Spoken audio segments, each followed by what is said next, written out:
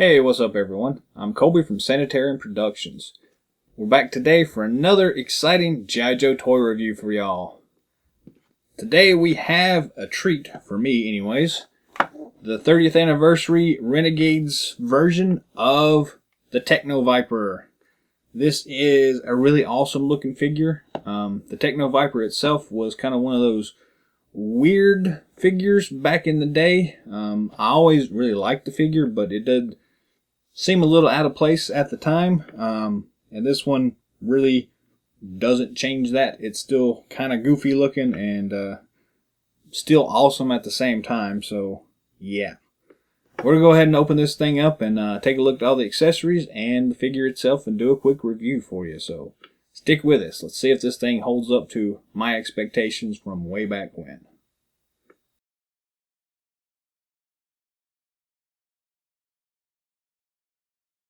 The Techno-Viper, the Cobra Engineer. This is part of the 30th anniversary set, or technically I guess it's the Renegades wave, although the figure itself did not come out of the Renegades cartoon. It has some very nice artwork here depicting the Techno-Viper here on the side. The nice red Cobra version of the card. I really like the card art anyways. Flipping it over to the back, we have again the same artwork here. Some of the other figures from the Renegades releases. The file card, and strangely enough, a Value Drug sticker for $8.49. It's amazing how the prices change over the years. The original release of this thing came out, I think, in 1987, and you can get these things like at Walmart for $2.50 or something like that. So that's pretty crazy. Anyways, let's tear into this particular figure. I had the original release and I always liked the actual character itself. I never really used it as an engineer, as it states on the card itself here, but I always liked it as just a generic Cobra trooper. A little bit unique. We got the figure stand here. The figure. The cool little insert thing here that's really just trash at this point. You can see a better picture of the actual art itself. Again, it's a really nice artwork here, and I've always really dug the design that they use in this particular set. This kind of granite background with the stuff shooting out of this whatever. Really cool packaging. I really like this a lot. Anyways, the figure stand itself just comes with this piece of plastic here we'll toss. In the set we get the backpack. There's some tape on some of these accessories, so we'll go ahead and cut it off to make this a little easier. Hopefully a little easier.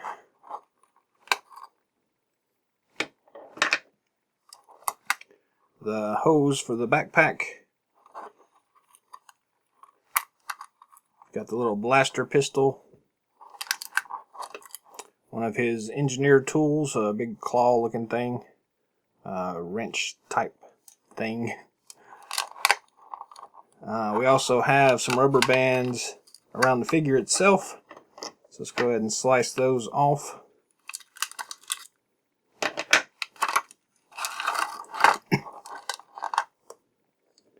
We've got a hammer spike thing. The figure itself.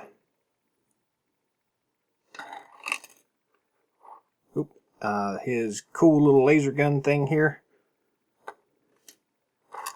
We've got a crazy, whatever you call that.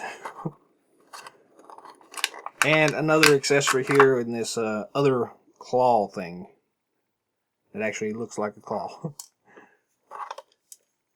Excuse me.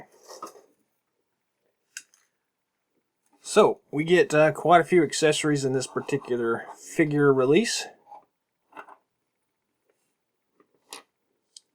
Nice stuff. So let's go ahead and zoom in now and take a closer look.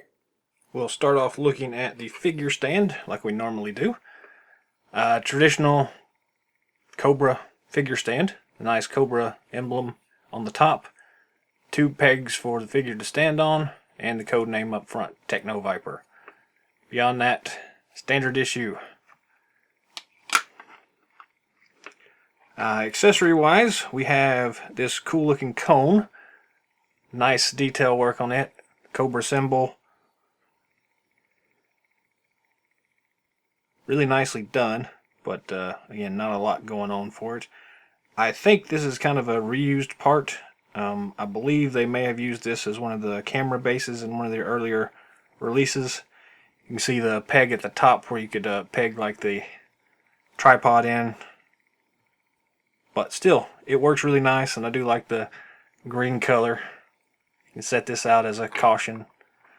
Keep other Cobras from running over them when they're working on the side of the road, I guess. Accessory wise, we have this really cool ray gun thing here. Lots of detail work. This is a nice update to the original weapon that came with the original figure back in the late 80s. It's a slightly non-standard looking weapon.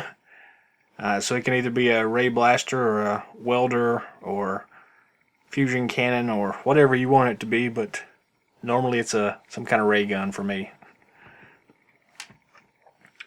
We also have this little pistol here. Some nice detail work on it as well. We've seen it with a few other releases, so nothing too special, but it's a nice little handgun for them. The wrench looking claw here. Again, a lot of nice detail work on it.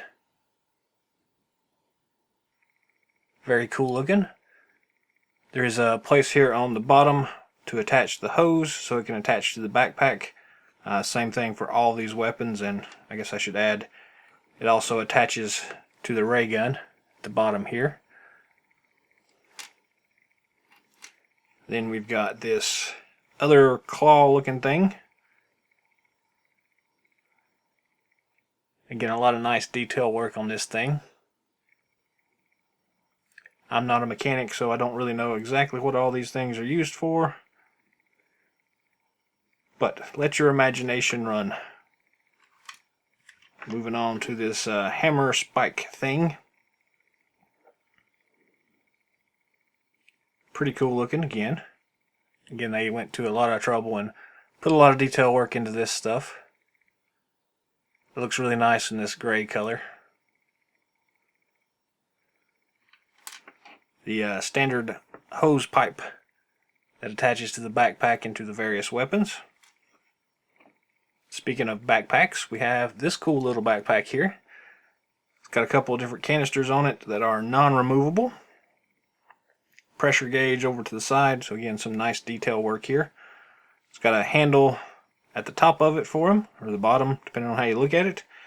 And it has these little compartments here. Perfect for storing all this equipment in it. So you just slide these things in here.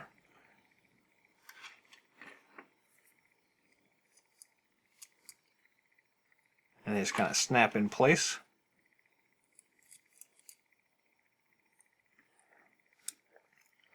Like so. You've got easy access to all the weapons and mechanical gear and everything like that. So very cool. I don't know if these things will go in sideways. I don't think they will. Nope.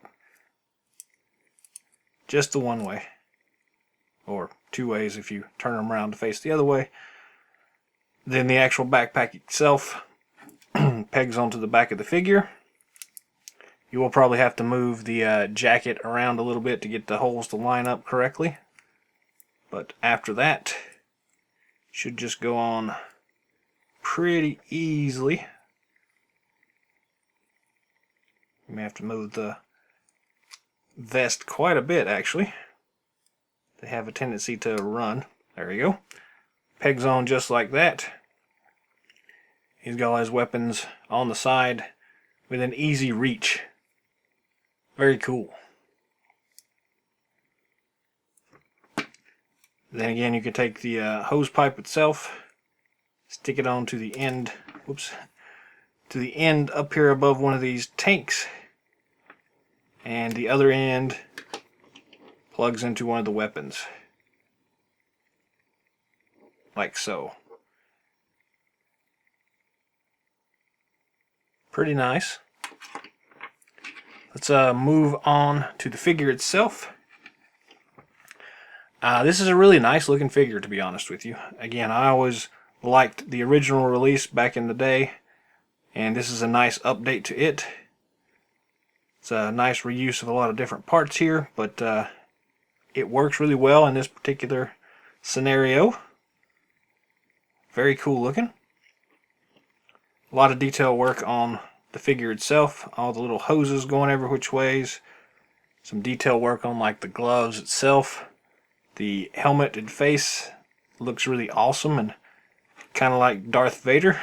Well, a cross between Droopy the dog and Darth Vader anyways. But still kind of cool. Really nice paint job on this thing as well. Got a little red buttony thing down here that might escape your first pass at looking at it, but it works really well, really nicely. Articulation wise, the head does rotate 360 degrees and has plenty of up and down motion. Standard ball and swivel at the shoulder joints. At the elbow joints as well, ball and swivel. And ball and swivel at the wrist as well. So you get lots of articulation there. The chest piece does move at the rib cage. His vest here kind of prohibits much left and right motion, as well as his ab rocker motion is kind of limited by that vest, but it doesn't bother me, to be honest with you. Standard T-hook at the waist, lots of range of motion. He's got a holster here on his side that doesn't really get in the way of anything, so that's nice. Double knee joints here, and standard ball and swivel at the ankles. So all in all, very good articulation, really good looking figure. Everything just kind of works on this thing. Really nice. So as far as the actual weapons go, again, we did point out that there is a holster on his left side. The pistol itself fits in there pretty easily. If I can get my big fingers to get in here.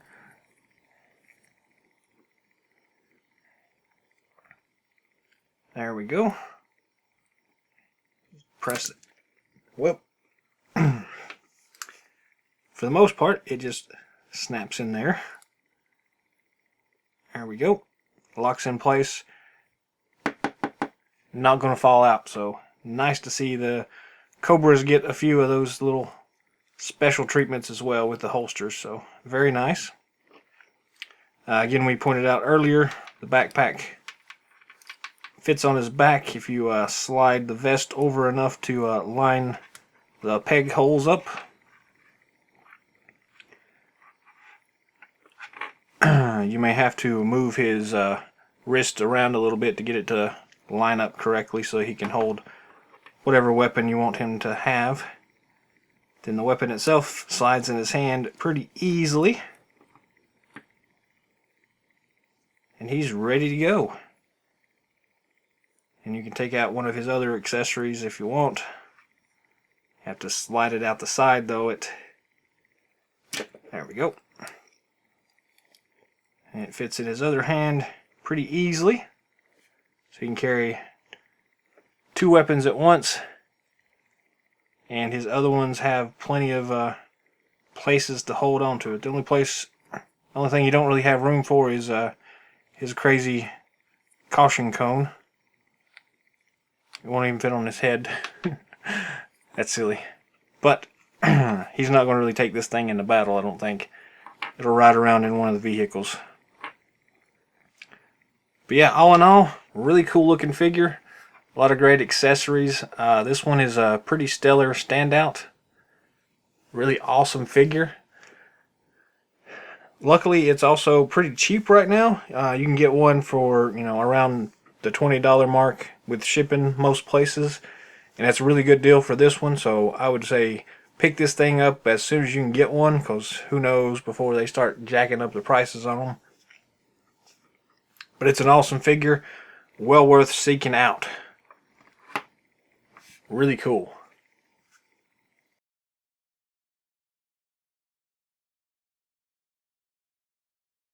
That's it for our review today. Thanks for watching. If you haven't already, feel free to drop some comments down below. Subscribe to our channel, like us. Feel free to share it with others if you think it's worth sharing. Till next time, Yo Joe.